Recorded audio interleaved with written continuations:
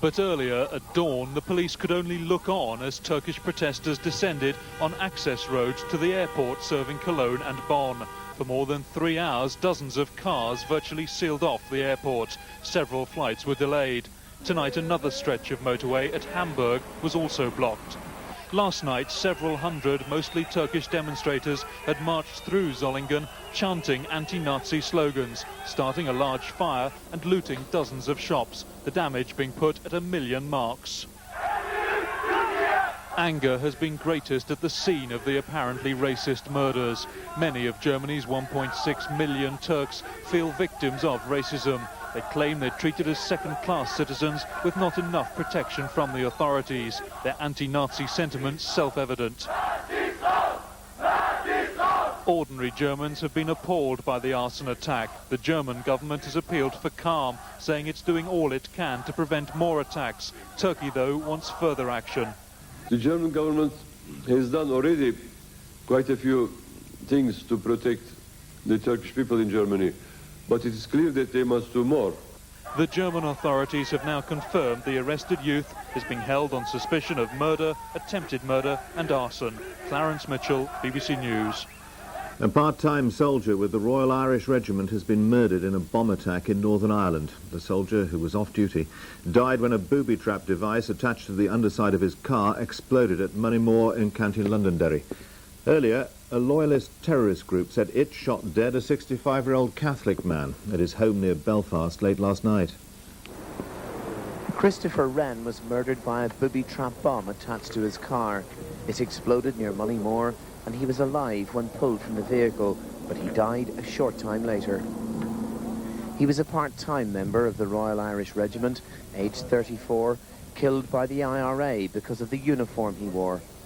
A local Anglican minister told how the dead man's father and some friends heard the explosion.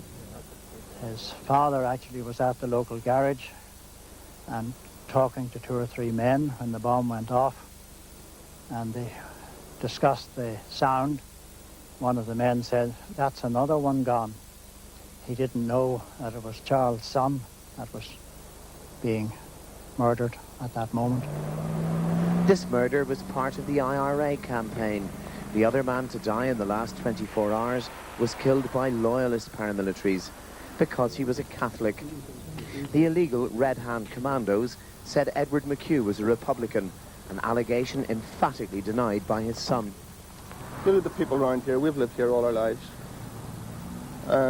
We get on great with our neighbours here. We've lived here. My father's lived here for 23 years. And there's absolutely no way we're involved in anything even political.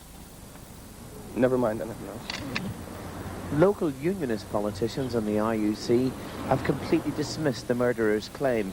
They say this killing was purely sectarian. 2 deaths in a day and 2 more families, Catholic and Protestant, left to grieve. Dennis Murray, BBC News, Belfast. The Northern Ireland Minister, Michael Mates, has spoken for the first time about the gift he made to the fugitive businessman Azil Nadir.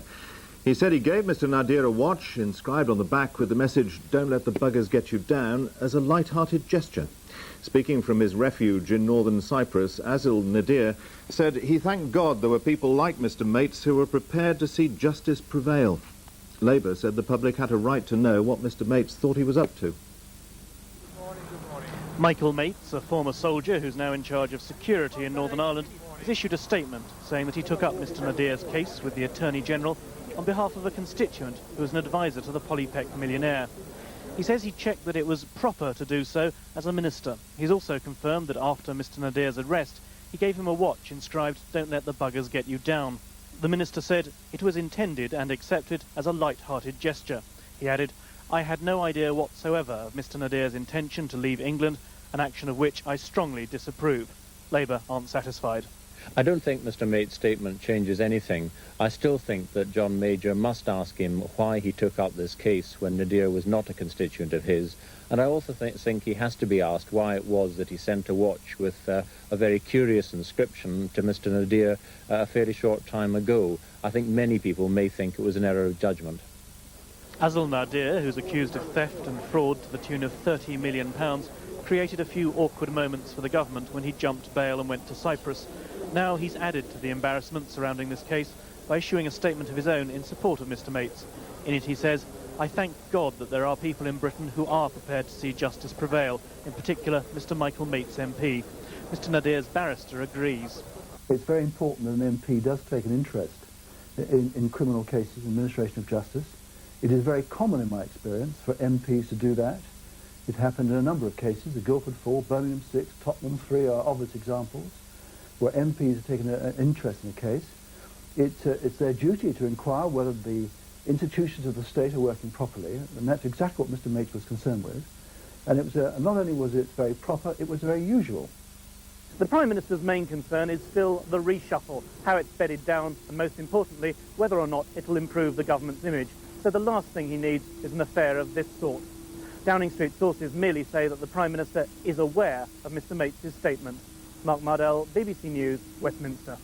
3 Italian aid workers have been shot dead in central Bosnia. The men were driving in convoy from Split 2 days ago when they were stopped by about 30 armed men near Gornji Vakuf.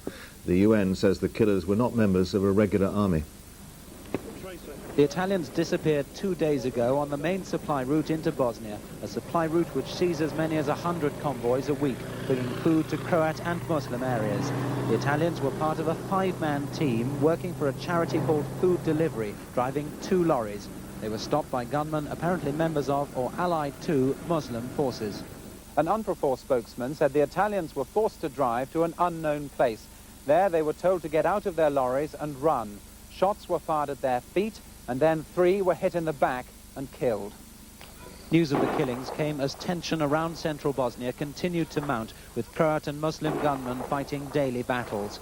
For the United Nations force, whose job it is to protect aid convoys and keep the supply routes open, life is getting increasingly difficult.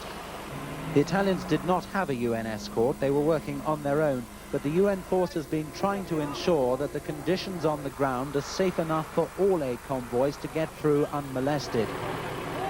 In a separate incident today, a convoy escorted by British soft-skin vehicles was held up by Croats, and the British commander threatened at gunpoint.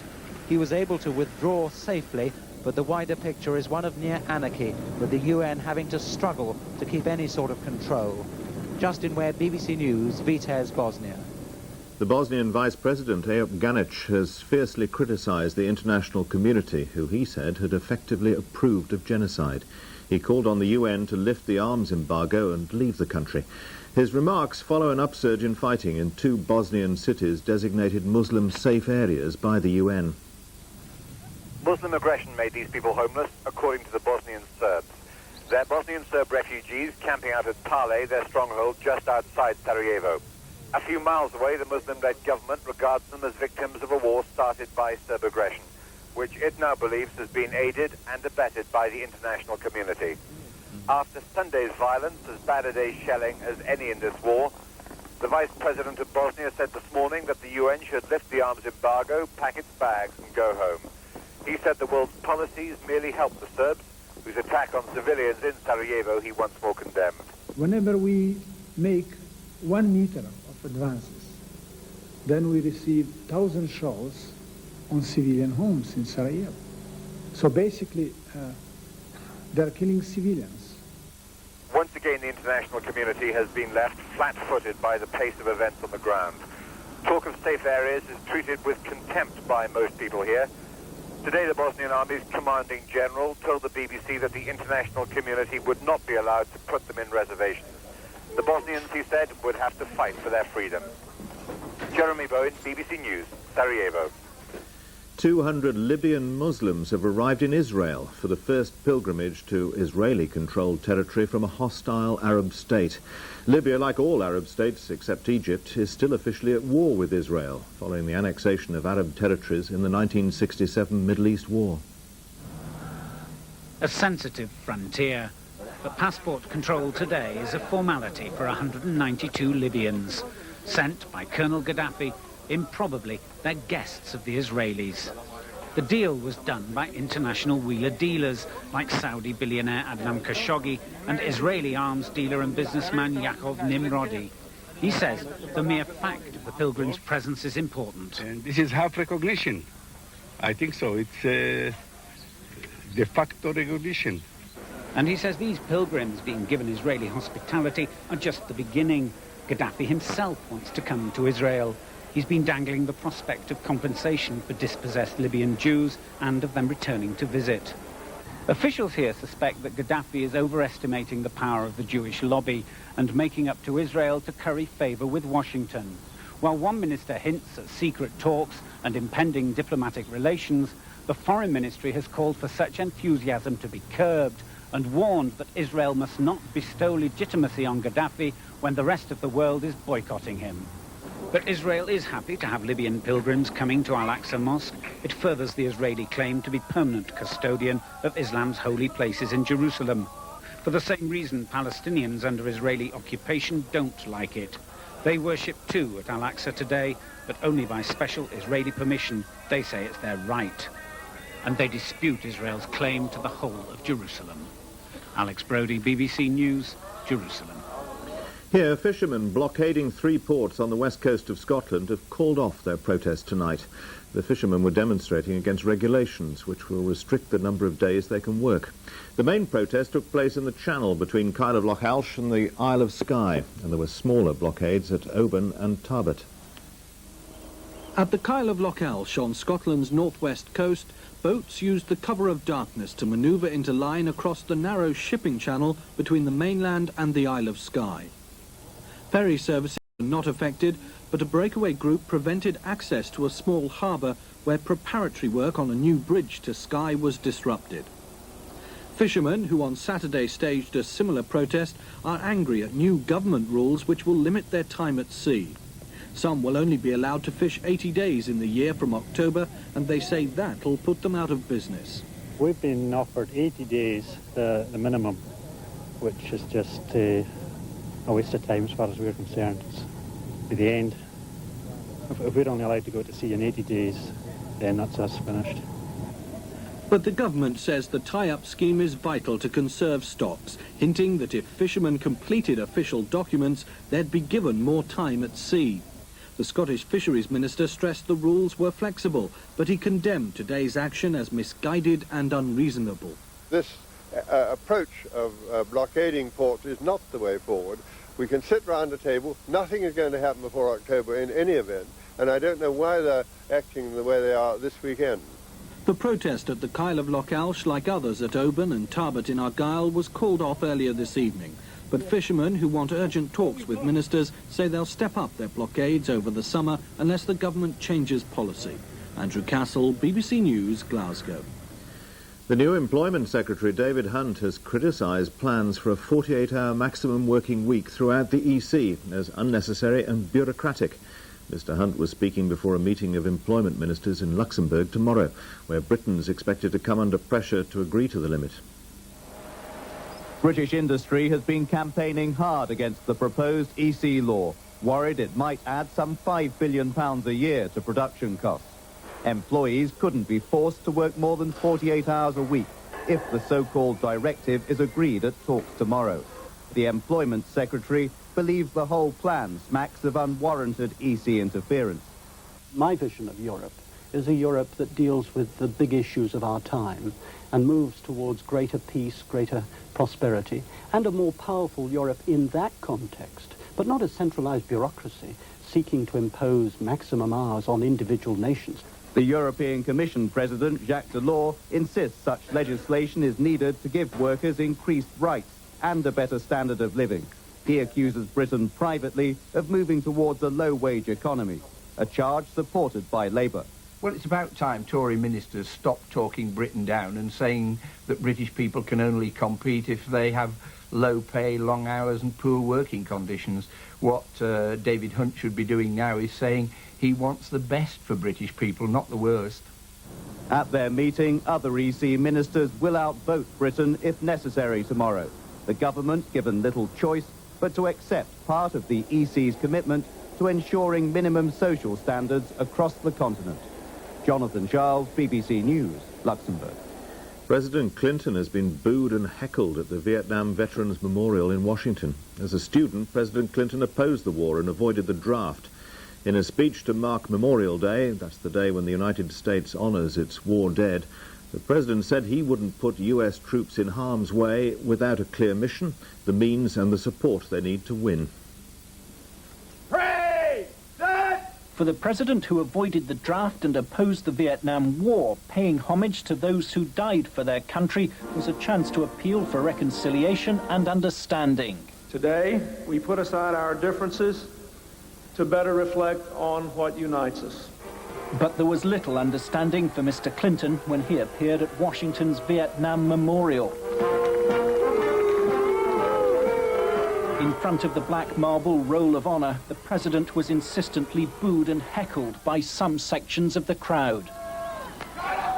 To all of you who are shouting, "I have heard you," I ask you now to hear me. And to those veterans and serving soldiers whose cries of hypocrite mingled with the scattered applause, Mr. Clinton had this appeal. Let us continue to disagree if we must about the war, but let us not let it divide us as a people any longer. With passions still running high over Vietnam, Mr. Clinton's speech was a brave but politically risky gesture. His reception suggesting that the controversy he thought he'd buried in last year's election campaign continues to be an issue that complicates his relations with the military and will inevitably affect his role as Commander-in-Chief if he's ever called upon to send Americans to war. Martin Sixsmith, BBC News, Washington. Football and Swindon Town have won promotion to the FA Premier League after an extraordinary playoff at Wembley. Swindon beat Leicester by 4 goals to 3. It's the second year running that Leicester have lost in the final. A rousing finish to the domestic season with Swindon, inspired by Glenn Hoddle, the first team to seize the initiative. Hoddle's goal just before half-time was followed by 2 more at the start of the second half. Craig Maskell's emphatic finish suggesting that Swindon were already assured of victory. But from 3 goals down, Leicester turned the match on its head in 13 frantic minutes. Steve Walsh's header made it 3-2, and then, a minute later, and with their opponents apparently still shell-shocked, Steve Thompson breezed through Swindon's porous defence to equalise. But a compelling game had one more twist. 6 minutes from full-time, Swindon were awarded a penalty for a foul on Steve White, and Paul Bodin's precise shot ensured they were promoted 4-3. Duncan Jones, BBC News.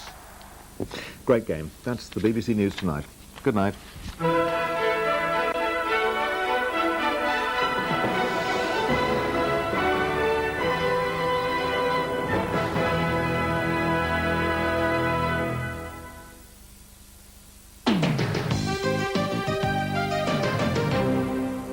Good evening. A mother and her 2 young children are seriously ill in hospital following an arson attack on their home in Scunthorpe. A man is being questioned by police. The condition of the mother and one of the children is tonight said to be causing great concern. The fire service was called to the house just after 4 this morning by neighbours who saw a car burning in the